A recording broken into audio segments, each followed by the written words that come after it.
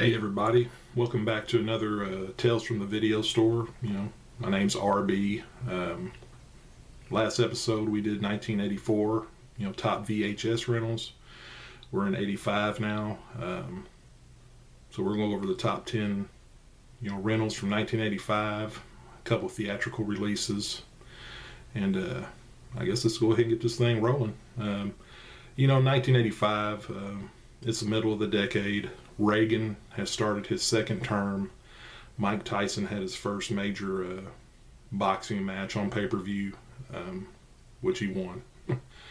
We Are the World premiered, had Michael Jackson, Tina Turner, Cyndi Lauper. Of course, I talked about Moonwalker last episode a lot. Tina Turner. Mad Max Thunderdome is, most of my history of Tina Turner. I don't really listen to her music or anything. The first WrestleMania happened in 1985, which I have a small story.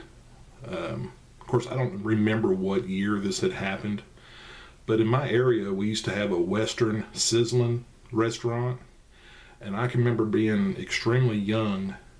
Of course, I'm 5 years old in 85. It could have been a little bit before, it could have been a little bit after, but I know we were at Western Sizzling and Roddy Piper and Hulk Hogan were there at the same time, and I remember worrying that they're going to start fighting, they're going to start brawling, and I was like feeling anxious. But Roddy Piper left right away, and Hogan wasn't there that long. This is before Hulkamania. I mean, everybody knew who he was, but it was weird. They went in there and ate, and there was some other guys, I don't remember, but I just remember being real little and thinking, man, these guys, they hate each other, because the cartoon is my first experience with wrestling, is the Hulk Hogan Rockin' Wrestling. So Roddy Piper was the main bad guy on that one. He could have been a good guy by this time, I don't know, but I remember seeing both of them and I was extremely worried. 85 also, Michael Jordan became Rookie of the Year, so there's some basketball for you. Night Stalker, Richard Ramirez, was also apprehended at this time. PMRC, the Parents Music Resource Center trials, or whatever they were going on. And anytime I watch any heavy metal documentary or anything about the 80s, this PMRC always shows up. We always see Dee Snider, talking to the Tipper Gore and all them, about how they're the ones with the bad, dirty minds and not the music. Of course, PMRC is what caused the parental advisory labels to be on records and CDs. So that kind of lets you know, this is probably a good album since it's got the parental advisory on it.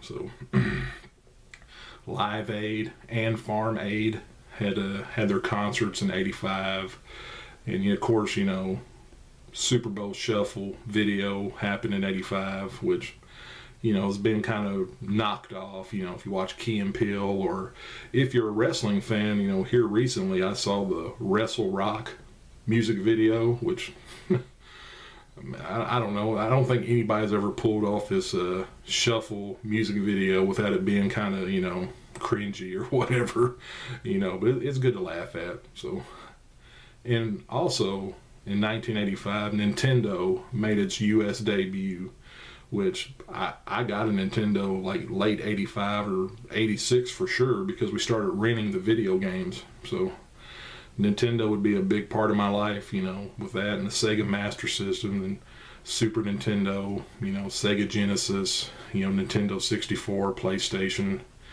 I even had an Atari Jaguar at one time, Game Boy. We'd rent all this stuff, and my parents underestimated video games in the beginning. They heard of another place that was renting video games for like $5 a piece back then, real expensive. Usually your X-rated movies and video games were always the upper tier price, and then new releases, and then old movies back in would be $2 or whatever. New releases would be $3 or $4, and then they'd get away with charging $4 or $5 for an X-rated movie. So and video games, you know, and we'll get into other things because I know we rented those suitcase VCRs, you know. We rented out video game systems at one point, which became a nightmare. You know, I think they didn't lose money, but you know, it was just too much of a hassle back then to rent those out. So, but anyway, we're going to get in with the countdown, and the number 10 rental for 1985 is Splash with Tom Hanks, and you know, John Candy and Eugene Levy are in it from Second City TV. Only reason I know Second City TV is because of Nick at Night. You know, they rerun old Saturday Night Lives and Second City TVs. So, you know, when you're young and you're trying to stay up late watching TV, they would show that stuff. So that's what I'd watch. You know, Mary Tyler Moore, Dick Van Dyke, Mr. Ed, Green Acres. You know, whatever they showed at nighttime. So, you know, Daryl Hannah's also in this movie, and really, that's probably one of my only memories of this movie. You know, I didn't watch it when I was 5 years old. I did watch it later on, and I've probably seen it once or twice. And what I do remember is, you know, Daryl Hannah walking up at the Statue of Liberty or whatever. You know, she's naked. You know, her hair's covering her chest, and she can't talk. And you know, Tom Hanks is a bus driver driving nuns or something around, and he's tried to. You know, no, actually, I'm getting this mixed up with number 9. I'm sorry. I try to wing this and not have too much of a script. I just write down like little points that I want to make about a movie or what I remember, because that's really the only thing I got. You know, is just that, yeah, my parents owned a video store. I hung out in the video store a lot. My uncles owned video stores. My cousins owned video stores. It just, you know, so that's the only thing I really have to offer is my perspective, which I'm young at this time, but you know, we start getting into the late 80s and 90s, you know, we're going to have some fun. But you know, it was also released by Touchstone, which was like a subsidiary of Disney, which, like, right now, if you're a physical media collector, you know, it's like a thorn in your side if a movie was released under Touchstone, because they haven't really been re-releasing these movies at all, you know, for Blu-ray or 4K, or if they did, it was just like one time and it's out of print now. So, you know, they're hard to find, and they're not really in the business of wanting to, you know, remake physical media movies. So it's like they want you to stream, they don't want you to really own it. So, you know, that's what's going on. But, you know, a lot of Touchstone films were good, you know. It's a shame that they're all in limbo like they are. Well, they're not in limbo if you just want to stream them whenever they're on. It's not like they keep them up, you know, 24 hours, you know. They'll go away and then come back, you know. So, and what I was getting mixed up, because I was thinking about Tom Hanks, the number 9 rental is a Bachelor Party, which I did watch this, you know, quite a bit, you know, back in the day. I wouldn't say all the time, but, you know, I did watch it quite a bit. You know, you got Tawny Katane from, you know, the White Snake videos. He was the bus driver in this movie, driving the nuns around. I think he tried to unalive himself. He's depressed or something. The one thing that sticks out from this movie is that fight. You know, they're in the movie theater and they're fighting around, and it's mimicking what's on the theater screen. And, you know, there's that woman that's sitting there, and she's like, well, I've seen better, and she gets punched in the face, and she's still oblivious, you know. Yeah, stuff like that, you know, always, you know, tickled me when I was younger, you know. Of course, you know, my first, you know, memories of Tom Hanks would be Big, or, you know, watching Bosom Buddies, you know, reruns on WGN after school or something, you know, after Charles in Charge, when they were, you know, rerunning shows during the summer. So, that's all I got for Bachelor Party. You know, it's a fun movie, you know. The number 8 rental for 1985 is, you know, The Empire Strikes Back, Star Wars. Believe it or not, I'm not the biggest Star Wars fan. You know, I'm more of a fan of the toys, which were kind of before my time. I mean, they were still kind of, you know, around at this time. I had older cousins, you know, that were already in their teenage years, and they're like, you know, hey, man, we're too old to play with these toys. You know, you can have them. So, you know, I got the AT-AT or AT-AT, which was, you know, awesome. You know, I used that to put G.I. Joes in or whatever. And,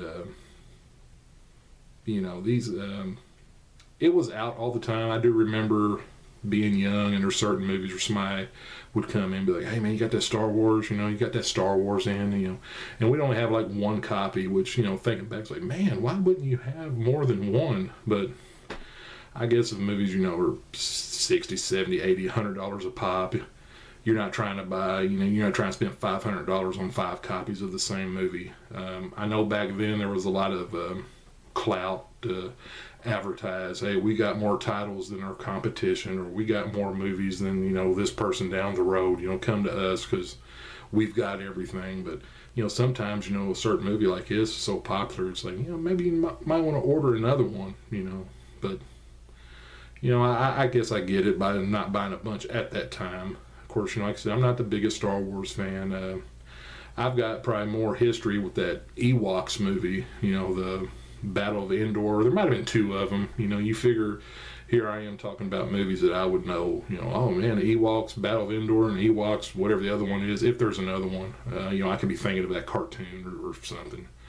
But I think I probably watched Ewoks more than real Star Wars and the toys. But like I said, some of that stuff was before my time, and at 1985, Star Wars wasn't my main jam or whatever. So then I did have an R2-D2 toy chest that was like the same size as me. I think I have a photo of it somewhere I'm gonna try to put on this video, because I'm not no master editor. I'm learning as I go, so that's why it's like you got a talking head, and then you will throw some pictures in. I don't even know how to add the videos yet, which I eventually will, as this keeps going. So like I said, I'll try to find that picture and put that up here and try to close in on that big toy chest, which I'm sure is worth, bukus of money now. I don't even remember what happened to it. I think, I just didn't like it, and my parents just gave it to somebody or something, The number 7 rental of 1985 is Starman. This movie has Jeff Bridges in it. I didn't watch this until I was a little older. For some reason, my parents didn't want me to watch it, even though I don't think there's really nothing bad in it. I did see it later on, I guess, because an alien impregnates that woman in it. Karen Allen's is her name. But they don't really show nothing, so I don't know why they was like, oh, you don't want to watch that, pick something else. Of course, it was directed by John Carpenter, who'd go on here after this. He'd, direct Big Trouble in Little China, which is, one of my favorites. And then what I like even more, Prince of Darkness. I love that movie. I go back, I watch that probably once a year, if not more, if I'm bored, And of course, the best of all, They Live, Roddy Piper, Keith David, Meg Foster. I burnt that movie up back in the day, through the 90s, when it came out on DVD, Scream Factory, re-release. I watch that all the time. My sons like it. My older boy likes it. It's a lot of people say, oh, it's a documentary. It's how they're controlling us, and it's like, well, maybe, but, it's, being a wrestling fan, Roddy Piper, even though I'm not talking about Starman that much, like I said, I watched it maybe once or twice. It's cool, I remember they had a cool car in it when he was, trying to take that girl wherever, I don't even remember everything, but that was the number 7 movie for, 1985. The number 6 rental is a movie called The Natural. I've never watched this movie. I did some research on it, and it has, Robert Redford, Robert Duvall, Kim Basinger, Wilford Brimley, Diabetes, Michael Madsen. It was nominated for all kinds of awards. So actually, I was reading up on this, and I quit reading up on it because I'm going to watch it. It looks like it's probably an awesome movie, just something I never did mess with back when I was a child, and never did, it never came across my radar again after that. So the number 5 rental of 1985 is Revenge of the Nerds. I mean, in the previous video I touched upon Revenge of the Nerds a little bit because of Curtis Armstrong. What can I say about this? You got the big guy from, Bloodsport, hollering nerds, that burping contest. You got Marcy's husband from Married with Children as the main antagonist. Timothy Busfield's in it, which I'm going to tell you a quick story about him before I forget it, even though it has nothing to do with Revenge of the Nerds. He was on a TV show called 30-something. You know, my parents used to watch it. That's some of the stuff they'd watch at night. You know, I'd walk through, and, you know, Moonlighting, or, you know, 30 something, or the show with Corky in it. You know, it's escaping me right now, the name of that show. Life Goes On or whatever. But I remember walking through my parents, while they were watching, walking through the living room, and they're in the hospital, and this guy, you know, got killed or whatever, and the main guy in 30 something was like, I told that guy to not drink and drive. I told him to ride his bicycle, this and that. And I remember the doctors coming up here saying, he wasn't drunk. He was riding his bicycle, but he got hit by a drunk driver riding his bicycle. And, you know, that guy was like, it was his fault. You know, Timothy Busfield's in, you know, he's a redheaded guy, you know, and he lets him know. And I'm young, you know, this is on brand new. And it caught my attention, because I was like, oh man, he's got to feel guilty. He's got to feel bad, you know. So that's my Timothy Busfield story. Besides, I think he was in a TV version of Maximum Overdrive, Trucks. I could be wrong. I might be mixing him up with somebody. But anyway, back to Revenge of the Nerds. You know, you got Curtis Armstrong as Booger. You got Dan from Roseanne as the coach. I know I'm using all these future terms for these people from what they're more popular with. But, you know, I did do some research on these movies, but I don't write everybody's name down, you know. So, you know, I know... what's Marcy's husband's name? Actually, I can't think of it right now, but anyway, you know, that's why I was, you know, making all this, or not making this, putting this all down real fast, you know. And anyway, what's funny about this movie, you know, you got the nerds, you know, they can't get in, so they pledge to an all-black fraternity, you know, and they get in, and they're all, you know, smoking and stuff, having a good time. You got them eating, you know, at that fair or whatever. They got those pies with the naked girl after you eat the whole pie, so they're like winning the fundraiser or whatever. And also that girl accidentally sleeps with Robert Carradine because he's in that costume. She thinks it's her boyfriend, which, you know, by today's standards, that's, you know, that's not cool at all if it really would have happened. But, you know, back in the day, these made-up movies, you know, is this, you know, all for fun, even though a lot of stuff doesn't stand today, you know, for today's standards. You know, you got Lamar, he's doing that javelin throw, and he's got the wobbly javelin to go off his limp wrist while he throws it and he wins, you know. They do that new wave, you know, whip it good type, you know, early 80s synthesized song, you know. And that boy's moonwalking. Revenge of the Nerds is a fun movie, you know. Part 2 is also pretty good. It went on to have like a part 3. I think they tried to have a TV series or something, but part 1 and 2 is the only thing you need to watch, you know. To me, it's a fun movie to go back and watch, even though some things, you know, you look at it like, man, why? How did they get away with that? You know, well, the 80s were a different time, you know. You know, a lot of people knew it was more for fun and not as serious, so... But moving on, the number 4, you know, top rental of 1985 is Romancing the Stone. It's got Michael Douglas in it and Kathleen Turner. And the only thing, I probably watched this one time with my parents, you know. They was like, oh, come in here, sit down and watch this. You probably like this movie. And, you know, at that time, I'm 5 years old. You know, it's all right. It's cool. It was like Indiana Jones a little bit with Michael Douglas and Kathleen Turner. The only thing I really remember about, besides the VHS box, you know, it had cool artwork, which, you know, a lot of them back in the 80s were all, you know, they almost look like a photo, but it's really somebody painting them. You know, I'll have to look up who used to draw all of them, because I think it was the same guy. That's really all I got with this movie, is a cool box art, and then I think there's a part in there where they're trying to go somewhere, and the guy pulls a gun on them, and all these guys are getting ready to shoot him up, and then they figure out that she's a book writer or something. He lets them in, and they go through like 2 walls, and then once you get past the second door, it looked like a mansion or something in there. You know, it was all nice compared to what the outside looked like, and that's about all I got. I know there was a sequel, Jewel of the Nile. I never watched that, so I'm sure it's going to show up next year or the year after or something. But that's all I got with Romancing the Stone. Number 3 is Police Academy, which we talked about previous episode a whole bunch because it was on that list too. So that just goes to show you, renting movies, how long a movie could last. Because I remember my parents, in the new movie section, the new release section, there would be movies. This is their way of trying to get a extra dollar, out of this movie for the long run before it goes back to the old section. But besides talking about Police Academy, we're going to do an honorable mention, because this is the top 10. Of course, some of these lists, they got the top 20, top 30 VHS rentals at the time, however they got it.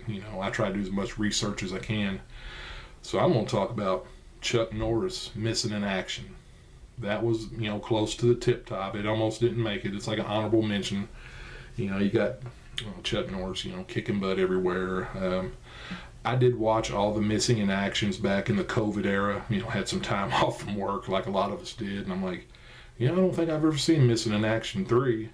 I think I'll just watch all 3 of them back to back to back. And all I can say is there probably could have been some lives spared if he would just nodded to the, the Vietnamese warlord or whoever he was, or the other countries he was fighting. It seems like he was just, I get it, we're USA and we're not going to bow down to, another, power or whatever. There was a lot of casualties because of that. But, also in the 80s, Chuck Norris had that cartoon Karate Commandos with a K, and I had some of them toys. I had the Chuck Norris with an orange vest. You'd like pull his arm down and it would uppercut on its own. There was this red Corvette that had like a battle axe that came out of the front if you pushed down on the windshield, and had these blades on the side.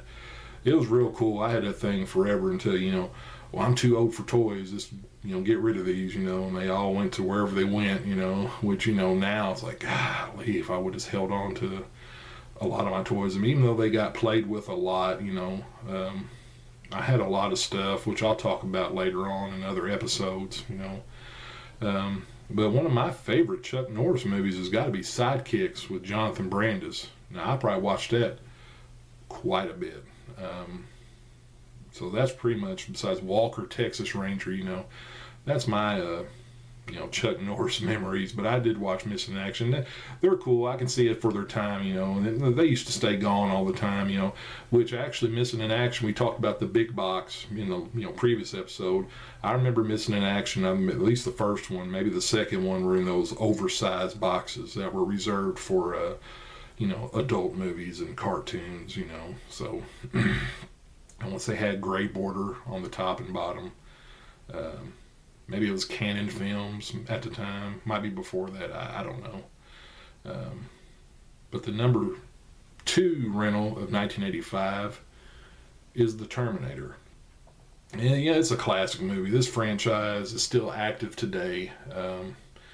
It's had toys, comic books, the TV series, the Sarah Connor Chronicles. The classic phrase, "I'll be back." It's all from this movie. But you watch this first one, it's really sci-fi horror. It's pretty intense. I know online right now there's a Sarah Connor meme floating around that's getting used in a whole bunch of different stuff, which is kind of funny. If you know what I'm talking about, you know what I'm talking about. But most people, when you think of Terminator, you're thinking of T2. That's the seminal, everybody likes that movie. It's a great movie, compared to how the first one is, of course, it's another one of those, man, T2's awesome, if you don't have any history with the Terminator series, well, let's get the first one, and you might sit there with your kids and try to watch and be like, oh, hold on, let me cover your eyes. Oh, man, this is kind of intense. Whoa, So, the first Terminator, is more violent, than T2. What I remember about Terminator back in the video store, of course this would be a little later on, we would bunch up the movies all together. So if it was Arnold Schwarzenegger, it'd be like, here's Terminator, here's Red Dawn, here's Raw Heat, here's Commando, here's Predator, and keep them all together. Same way for like Chuck Norris movies. I remember we had the Missing in Actions, Invasion USA, Breaker, Lone Wolf McQuade, which is actually thinking that, saying this out loud, that Lone Wolf McQuade is probably my second favorite. Chuck Norris, him getting buried with the truck and cracking that beer open and, driving it out of the ground, like an earthquake. So I like Lone Wolf McQuade quite a bit. The other thing about Terminator, the story for it, Skynet taking over, computers becoming, sentient or whatever, we're kind of getting into them days today, with Chat GPT and all that stuff. I know a lot of this stuff helps us out, takes some workload off of us. I mean, even I use it to, when I'm at work or something, I'll use it to make a speech maybe sound a little more professional than the way I can put it on paper. But back in the day, I can remember being nervous even putting your address in to sign up for anything, much less your bank information to pay bills. Nowadays, kids, they'll get a pop-up and put their whole home address in just to get a free gift from Temu or something. Like they have no they don't think anything about giving up all their information on their phones all the time, and if their stuff gets, scammed out, and you're like, oh well, I'll just get a new debit card, or, bank will put my money back in. It's like, man, I don't know. I don't like the internet knowing everything about me, but, that's just where we're heading, maybe, maybe we're heading toward that dark future that John Connor tried to stop, because I'm telling you, all these younger people who have been born with phones and internet the way it is, thinking that's just the way it's always been, and how addicted they are to all that, once we get, that's what's going to take us out, some other country's going to just zap our internets or take down our servers or something. You're going to see all kinds of people lose their mind because they don't know what to do besides, constantly have their phone in their face or listening to something 24 hours a day, and then they'll have to be like, oh, you want to look around, look at the stars, talk to people face to face more than you do text them or whatever. So if something's going to take us out in the future, that's what's going to be, our internet getting wiped out, and servers being down, because, you see in the news, where TikTok was down or they take it away because of the presidential stuff, and video game servers will be down and people's favorite game, they can't play it online with their buddies, and they just start losing their minds, it's like, well, that's how they're going to get us, Terminator warned us, they tried to warn us, and we wasn't listening. And the number one rental for 1985 is The Karate Kid. So, who didn't want a bonsai tree growing up, watching Mr. Miyagi snip at it and stuff, and it's real small, it's like, man, I could have one of them in my room, trying to catch flies with chopsticks, even though I can't even use chopsticks to eat food, I'm sitting there, clicking them in the air, which, there's a video game that we'll talk about in the future where that was like one of the bonus stages or something where you're, Daniel, and you're trying to catch the flies with chopsticks, crane kicking your buddies while you're play fighting, that's how you're going to finish them, even though it was just kind of a, just a kick or whatever, and then wax on, wax off, you'd be out there helping your parents wash their car or something. That's your way of training, I'm gonna, wash this way, wash that way, even though I wasn't waxing a car when I was 5 years old. This was another tape that stayed out constantly, which would go back to, man, why didn't we have more than one, because this thing was always out forever, wanted to take it home, never could get it home, so we eventually, my dad started doing the double VCR, to make copies of movies, just for me to have a couple copies at the house, not to, illegally make a few extra copies of a movie and be like, oh, this is out, but we got one behind the counter, it was kind of messed up. It didn't have a label on it, but I'll rent it to you, stuff like that be going on, I'd be watching, Karate Kid in between watching, Mask, the mobile armored, strike commando or whatever, with the cars that were like Transformers. That was awesome. Watching robotics, I had them toys. That was almost like an erector set, that was for the smarter kids, because it had batteries and wires and controls, it wasn't just like a Transformer. It was like Transformers and Legos or something. I don't remember. I just had like one or two, and I don't think I ever put them together right or did anything right with them. But you know, back to the 2 VCRs, you know, my dad would be making copies of stuff, but you know, some movies would have a copy guard on it, which would make it look, you know, go black and white or real wavy or warped, like you're trying to watch a channel you're not subscribed to on your cable box, you know, trying to jiggle that knob a little bit to see if you can get the picture to come in a little bit better so you can make out what's going on, you know. But eventually there were machines that could bypass that copy guard that were real expensive back in the day, but if you used them to, you know, make some more tapes, you know, you can rent them out and get your money back pretty fast. I've got an uncle who found that out the hard way, or maybe not the hard way, he knew what he was doing. But anyway, you know, Karate Kid, it's still going on today. There was a recent movie that had Jackie Chan and you know, Ralph Macchio in it together. You know, and the Cobra Kai series, which is awesome. You know, I watched that with my kids. You know, it was really cool. You know, of course, I relate more to you know, the blonde-haired guy than I did Ralph Macchio. But and also recently, I know some people have showed that the high school they used in Karate Kid is also the same high school in Nightmare on Elm Street Part 2. I'll try to throw some pictures up where I think somebody or knows where the screenshot is, you know, when to get it. But you know, I guess they're in the same universe. You know, Freddy is also part of Karate Kid, or vice versa. But anyway, you know, Karate Kid, it's, you know, that's always a good movie to watch. You know, also in 1985, some pretty big movies came out at the theater. Back to the Future, Rocky IV, Pee-wee's Big Adventure, one of my favorites, Return of the Living Dead, Mask with Eric Stoltz and Cher. You know, that I used to watch that when I was younger because it was on TV a whole bunch. You know, Rocky Dennis. You know, I'd watch that all the time. Which, you know, of course, Eric Stoltz was almost in Back to the Future, you know, as well. You know, thankfully, I guess they went on with Michael J. Fox because, you know, I couldn't see that franchise being as cool as it was with Eric Stoltz. You know, Michael J. Fox, you know, Family Ties being on there, you know, Doc Brown.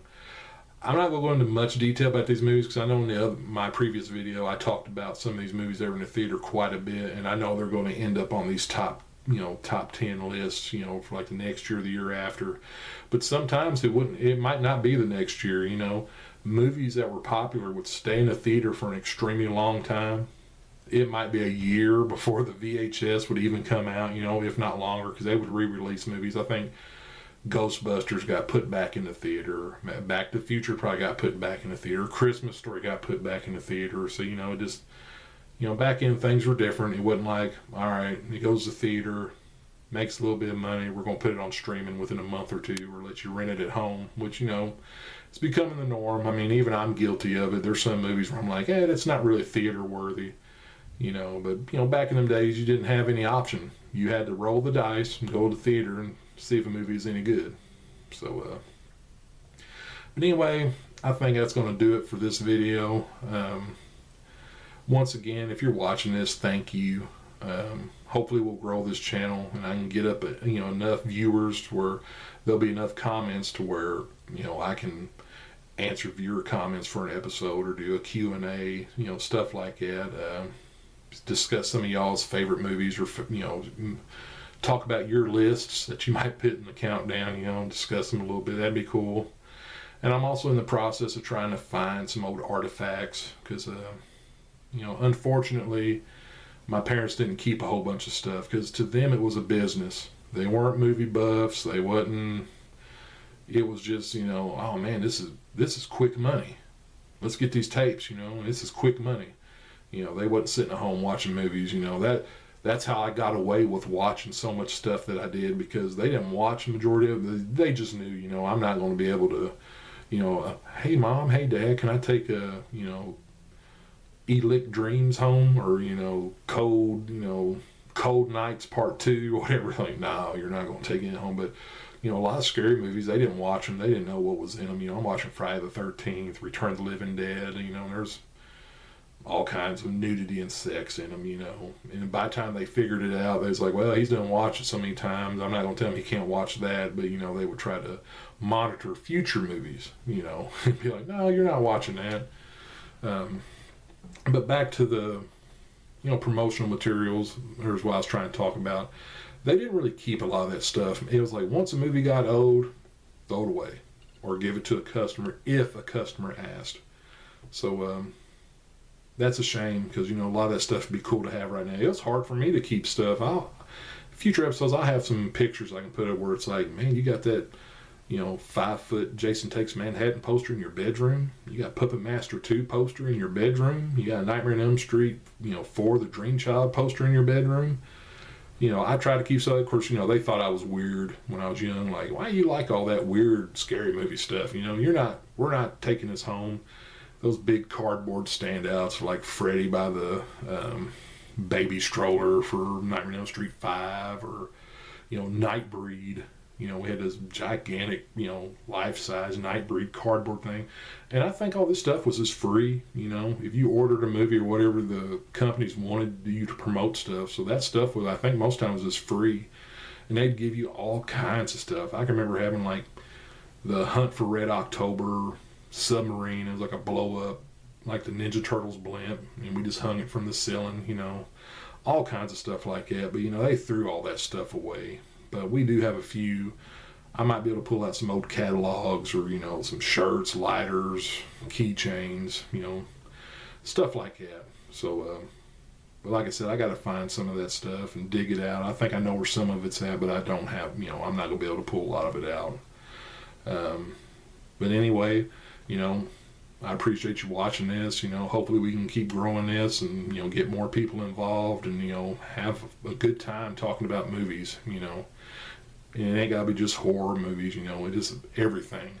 And like I said, I've got stories about being behind the counter, but, you know, I don't want to just get them all out in the first couple episodes and have nothing else to talk about, which I will have plenty to talk about. But like I said, you know, comment below, you know, subscribe, you know, hit that bell like everybody else says. You know, I'm new at this, so, you know, if you want to keep following this, you know, I'm going to try to stay consistent and keep up with this and not like give up after a couple episodes, because this is really like therapy to me. I'm having a good time. I'm getting to reminisce about my childhood, you know, and I just want to keep it up.